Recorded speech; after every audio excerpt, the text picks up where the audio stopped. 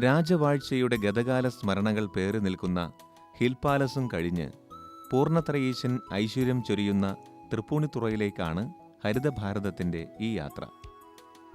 മലയാളിയുടെ ദേശീയോത്സവമായ പൊന്നോണത്തിനെ വരവേൽക്കുവാനായി അത്തച്ചമയമൊരുക്കുന്ന ഈ മണ്ണ് ഐശ്വര്യത്തിൻ്റെയും സമൃദ്ധിയുടെയും വിളനിലമാണ്.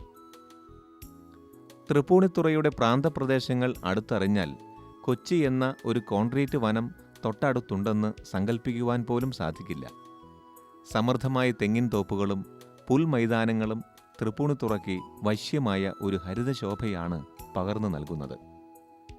രാജവീഥിയിൽ നിന്ന് പുതിയ കാവിലേക്ക് തിരിയുമ്പോൾ തെങ്ങുകളും കാട്ടുവള്ളിച്ചെടികളും അതിരിടുന്ന ചെളി നിറഞ്ഞ ഈ നാട്ടുപാത അനിർവചനീയമായ ഗൃഹാതുരത്വമാണ് ഹരിതഭാരതത്തിന് സമ്മാനിക്കുന്നത്.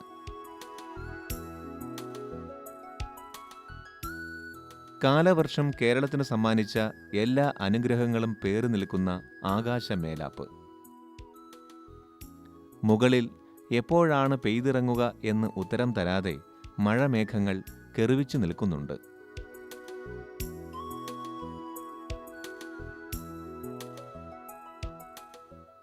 ചുറ്റുമുള്ള പച്ചപ്പിനെ ആവോളം ഏറ്റുവാങ്ങി ഹരിതഭാരതം ഇപ്പോൾ കടന്നു ചെല്ലുന്നത് ഗ്രേസ് ഭവനിലെ ടെന്നിസനെ തേടിയാണ്.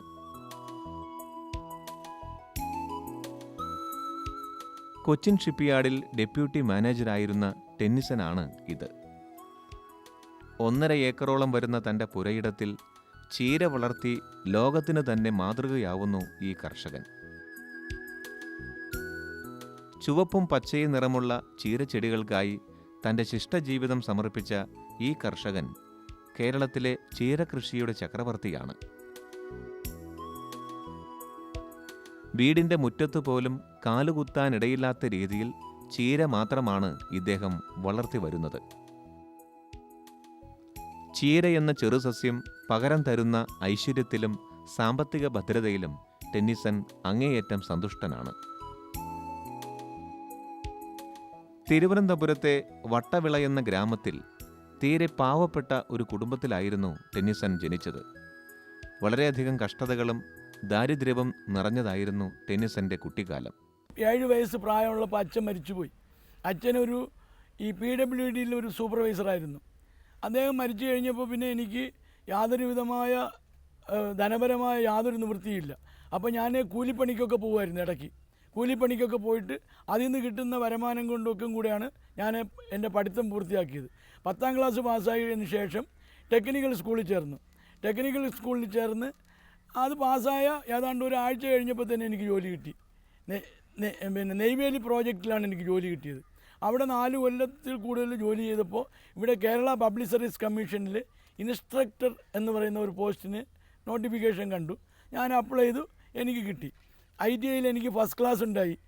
ആ ബേസിൽ എനിക്ക് സെലക്ഷൻ കിട്ടി. ഞാൻ ITIയിൽ ഏതാണ്ട് ഒരു 11 വർഷത്തിൽ കൂടുതൽ ജോലി ചെയ്തു. 11 വർഷത്തിൽ കൂടുതൽ ജോലി ചെയ്ത് ഇതിനിടയ്ക്ക് 2 പ്രാവശ്യം എന്നെ കൽക്കട്ടയിൽ സെൻട്രൽ ട്രെയിനിങ് ഇൻസ്റ്റിറ്റ്യൂട്ടിൽ ട്രെയിനിങ്ങിന് അയച്ചു. കൽക്കട്ടയിൽ നിന്നും പ്രത്യേകം ട്രെയിനിങ് നേടി വന്നയുടനെ തന്നെ കൊച്ചിൻ ഷിപ്പ്യാർഡിൽ സൂപ്പർവൈസറായി ജോലി നേടിയെടുക്കുവാൻ ഇദ്ദേഹത്തിന് സാധിച്ചു. പിന്നീട് അങ്ങോട്ട് വളർച്ചയുടെ സുവർണകാലമായിരുന്നു. അസിസ്റ്റന്റ് എക്സിക്യൂട്ടീവ് എഞ്ചിനീയർ എന്നിങ്ങനെയുള്ള ഉദ്യോഗ കയറ്റങ്ങൾ ഇദ്ദേഹത്തെ തേടി വന്നു. ഒടുവിൽ ഡെപ്യൂട്ടി മാനേജർ തസ്തികയിൽ നിന്ന് സ്വമേധയാ ജോലി രാജിവെച്ച് പിരിയുകയായിരുന്നു. എൻ്റെ കയ്യിൽ ധനപരമായ ബുദ്ധിമുട്ടുകൾ അപ്പോഴും എനിക്കുണ്ട്.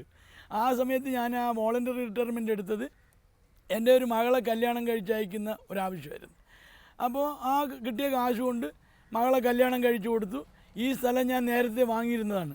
ഇവിടെ 1 ഏക്കർ 35 സെൻറ്റ് സ്ഥലം പാടമായിരുന്നു. അത് അന്നൊന്നും പാടം നികത്താനൊന്നും അത്ര ബുദ്ധിമുട്ടില്ല. പാർട്ടി ലെവലിലൊക്കെ കുറച്ച് സ്വാധീനം ഉണ്ടായതുകൊണ്ട് എനിക്കത് നികത്താൻ പറ്റി. നികത്തി ആദ്യമായിട്ട് ഞാൻ തെങ്ങ് കൃഷിയാണ് ചെയ്തത്. തെങ്ങ് കൃഷി ചെയ്തപ്പോൾ വാഴ കൃഷിയും തെങ്ങ് കൃഷിയായിട്ട് വാഴയുടെ കൊലയൊക്കെ വെട്ടിക്കൊണ്ടുവന്ന് വിൽക്കാനായിട്ട് പോകണം. നമ്മുടെ വാഴക്കൊലയ്ക്കൊന്നും ഒരു ഡിമാൻഡും ഇല്ലാതായി. അപ്പോൾ ഞാൻ വിചാരിച്ചു തെങ്ങിനെ നോക്കി. തെങ്ങ് കൃഷിയിലും മെച്ചമില്ല. തെങ്ങിന് കരമ്പൻ ജെല്ലിയൊക്കെ വന്നു. കരിക്ക് വിൽക്കാനും പറ്റില്ല, തേങ്ങയും കാര്യമായിട്ട് കിട്ടില്ല. അപ്പോൾ ഞാൻ ഇതെല്ലാം തെങ്ങൊക്കെ വെട്ടിക്കളഞ്ഞിട്ട് ചീര കൃഷിയിലോട്ട് വന്നു.